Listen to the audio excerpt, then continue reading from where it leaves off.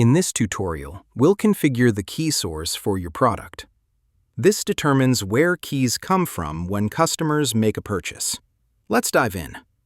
Go to Products and select the product you want to edit. Scroll down to the Product Data panel and make sure the Keys option is enabled.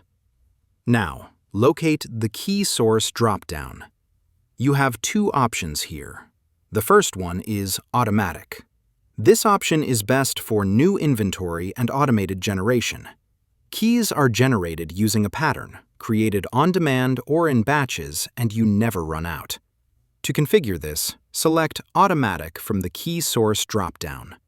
If you want the keys to follow a custom pattern, then choose a generator from the list.